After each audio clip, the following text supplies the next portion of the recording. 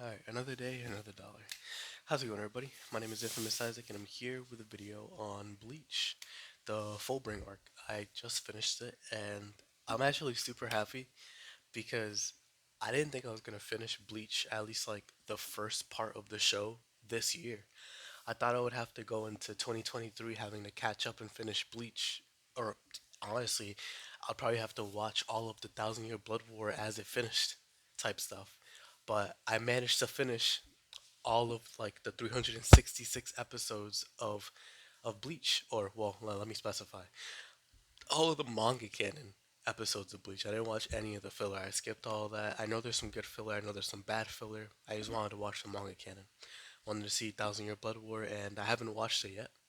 I read one chapter. That was like 4 years ago, so I am going in blind. But I did it. I finished the first part of Bleach, all 366 Monkey Cannon episodes, and man, I am so happy.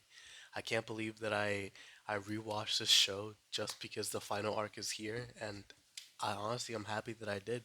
Some people might see it as a time waste, but nah, I genuinely enjoyed doing this.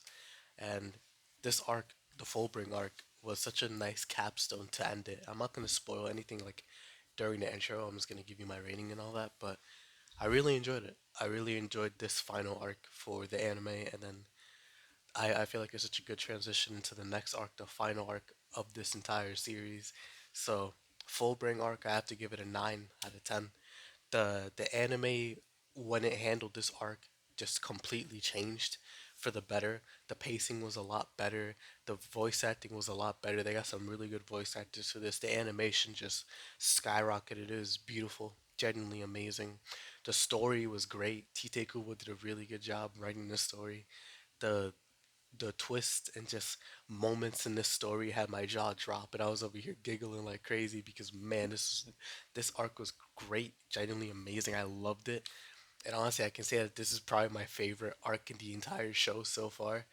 I loved it. I remember watching this arc and thinking it was boring, like when I was like 12, but I'll get into the spoilers and I'll explain why and why I feel different about it now. But this arc now, as it stands, me being older, I really enjoyed it. I have to give it a 9 out of 10. The music was amazing. All that stuff I said earlier was amazing. Overall, it's just a great experience, and it's short too. It's really short. It's 24 episodes. It's a season basically, and I managed to finish it. I had to no life this like crazy. Like a week spent just watching from like episode 270 all well, not yeah 270 all the way to 366, and I'm not proud of it, but I am happy I did it. So let me just go into the spoilers real quick. So with the spoilers, this arc picks up where the Arankar saga left off, and they had a Gote 13 or Zanpakuto Unknown arc. I forgot which one it is in between, which is the filler. But basically, this arc picks up where Ichigo beat Aizen. He's been dealing with the fact that his Soul Reaper powers are leaving, and the very first episode of this is him losing his powers, and it's like a little bit after he lost his powers, or he started losing them. So that episode was pretty sad, but it was pretty sweet as well. And then the next episode picks up. It's a year and 5 months later. It has been a long time. Ichigo's almost done with high school. Everybody's different. They're all just living their lives and having a good time. And Ichigo's accepted that he lost his powers. So that's pretty cool.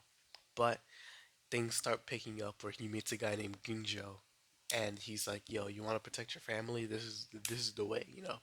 Follow me, and I'll teach you." But Ichigo's like, "Nah, dog. I'm chilling. I have a part-time job. My family's safe. My friends are safe. They can protect themselves. I don't have to worry about anything. I can live my life like normal." But things start things start happening where his friends aren't safe anymore. They're getting attacked. Uryu got slashed across his body, literally outside of Ichigo's house. And then next thing you know, Orihime gets attacked, and then Chad as well, or not Chad, Mizuiru, Keigo, and Tatsuki as well. Like they get attacked. So Ichigo is like, all right, Ginjo, I'm gonna take you up on that offer. And so Ginjo introduces him to the Fullbringers, which is basically the visors of this group, where they have Fullbring power, which is completely different from Soul Reaper powers and Hollow powers. So he literally just uses the soul and manifests it to make his strength. Not just his soul, other object souls as well. So it's weird. It's super weird. But Ginjo starts teaching him. More things start ramping up in the city. We learn about Tsukishima, who is the guy, the perpetrator behind this. He's the one slashing everybody. And him and Ichigo fight, and Ichigo just barely starts using his full bring powers because of this, or not because of this, but around this point. Then Tsukishima leaves. Ginjo and him start training seriously.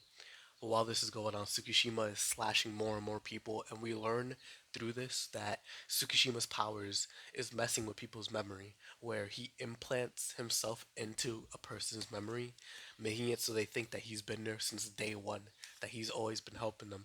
And one of the funniest things in this entire anime that isn't meant to be funny is seeing Tsukishima in important moments in the show, like when they go to the Soul Society. Tsukishima is there with them. When they go to Wako Mundo, Tsukishima is there with them. When Ichigo is fighting Aizen in his final Getsuga Tensho, Tsukishima was there with them. And it's so funny because it looks so Photoshop. Like Tsukishima should not be there, dog. It's so bad. But he's there, and once Ichigo gets out of the training area, him and Ginjo basically find out Tsukushima brainwashed everybody that Ichigo loves, including the people that are in execution, which is Ginjo's group, the people that were helping Ichigo train. And so now Ichigo and Ginjo are literally just running through the Karakura town trying to survive because everybody's after them because they want to kill Tsukushima. And I have to state this. I really like this section. I really, really like it because it shows like Ichigo is good with physical strength, but the emotional turmoil is damaging because this is generally scary. Like, how are you supposed to deal with somebody who literally is affecting the people that you love, which is all of Ichigo's MO? He literally protects the people that he loves. So how is he gonna protect anybody who's against him, even though he loves them? Like it's just it was so good. The voice acting, the scenes, the shock. It was awesome. It was like a thriller. It was so good. And so once Ginjo and Ichigo are doing this, they basically find Tsukushima. Everybody's protecting him, but they're fighting him, and then it turns out Uryu shows up at the end of it. It turns out that he wasn't slashed by Tsukushima. He was slashed by Ginjo, and that's the plot twist in this entire arc. And I want to state this. I already watched this, so I already knew that he was evil. But I had so much fun watching this, so badly that it still hit me. Like, yo, Ginjo's a bad guy. How did they do it? And it turns out that Ginjo and Tsukushima were working together this entire time. And Tsukushima slash Ginjo as a way to get him to be a proper actor to think like Tsukushima has always been his enemy, and that their plan wasn't insidious from the beginning. So the fact that Tsukishima slashed him again means that it was cancelled. So now Ginjo's back to being devious once again. And it also turns out that Ginjo is actually the first substitute Soul Reaper in Katakura Town, so that's why he knows Ichigo, and that's why he's went after him. Because Ginjo was like, yo, I can get your Soul Reaper powers back. But in reality, it's Ginjo absorbing Ichigo's newly formed powers to take him for his own.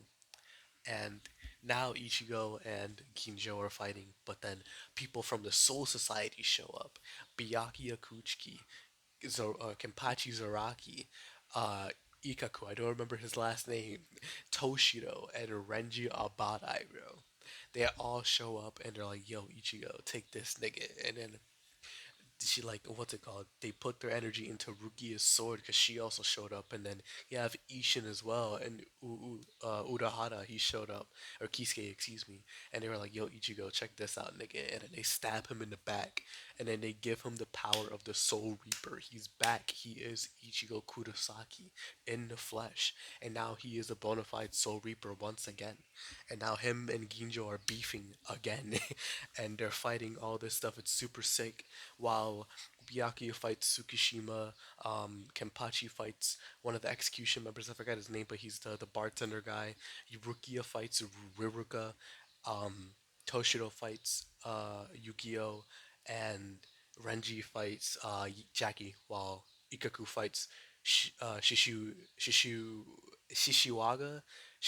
I don't know how to pronounce his name, but he's Natsu. His voice actor is literally Natsu. So that's why I remember him. They're all fighting. Kenpachi wins his ones. Byakuya wins his ones convincingly, by the way. Renji wins his ones because she killed herself or blew herself up, but in reality, she's not dead. You have, what was his name? Ikaku, he won his one, and Rukia actually lost her one, but we'll find out why later. So now it's just Ichigo and Uryu, because he's still here, versus Ginjo, and they're fighting him, but it's basically just Ichigo versus Ginjo, and that fight is really good. I really like it. We find out that Ichigo's substitute Soul Reaper Pass is actually a spy device to spy on Ichigo, like the government spying on your what's it called, your data on your computer or phone. So they literally been spying on him because while he could be beneficial to the Soul Society, he could also be a detriment. So it's basically a way to determine is he useful or do we kill him. And the person who made it was Jushiro Ukitake, captain of Squad 13, the most peaceful guy out of all the captains. So that's just like, wow, that's crazy. But now that's revealed. Ginjo thinks like, yo, now he's gonna join my side. And Ichigo's like, nah, nigga, I'm done. And so they're beefing once again. And then he proclaims like, yo, I'm a fight for the Soul Society, bro. But I'm not gonna judge you for what you've gone through because I don't know what you've gone through. I don't know what's happened. So he beats up Ginjo. He actually kills him, which is crazy, genuinely crazy. And then Tsukishima, last ditch effort, because he's basically on death's door. He goes to attack Ichigo. Rukia goes to take the blow, but then Ruruka comes out of Rukia's chest and then takes the blow for her. So it was a crazy like bait and switch. So um, what was his name? Tsushikima is left there just lifeless. Ruruka's over there dying, and Ichigo's alive. So now skip a little bit forward. Ruruka's there in Urahara's house. She's where Orihime, Ichigo, and Rukia, and Orihime's crying because she's alive. You know, it's a very sentimental, sweet moment. I really liked it. Then you have Tsushikima and Shishiguwara. There you go, and they're walking away, and we find out that Tsushikima is actually he was raised by Ginjo. That's why he cares for him so much. So when he finds out that Ginjo is dead, it breaks him. But then Shishigawada stays there and he's loyal to Tsushikima, and Tsushikima dies in his arms, and that honestly it really hit me because I was just thinking of Natsu the whole time, and like it just made it even worse because it just oh man I'm getting emotional just thinking about it. But he's dead. Ruruka leaves. She doesn't want to stay there, and Ichigo goes to the Soul Society. We see all these new captains who are here. We have all the normal captains. We have Mayuri, Kenpachi, Byakuya, Unohana, Komamura, Ukitake, Kyoraku, Yamamoto, Toshiro, and Soifone. But then we have three new ones, or old ones, returning ones. We have Kensei, we have Rose, and we have Shinji. They're back, dog. They're back. Oh my gosh, they're so cool. I love the fact that Shinji's a captain again. It's so fire because his power is so cool. Oh man, and he's Roger Craig Smith as well. Oh my goodness, it's so fire. But they're back. Ichigo shows up to the Soul Society and he's just like, yo, give me Ginjo's body. I'm gonna bury him in the world of the living. And Shinji's like, why? Why even forgive him? And he's just like, it's not forgiveness. This is a right as a substitute Soul Reaper since I'm gonna be one now. And then Yamamoto's like, all right, bet, take him. You know, you deserve it. And then they leave. Ichigo goes back to the world of the living, and everybody's waiting for him. And he's now a full Soul Reaper once again.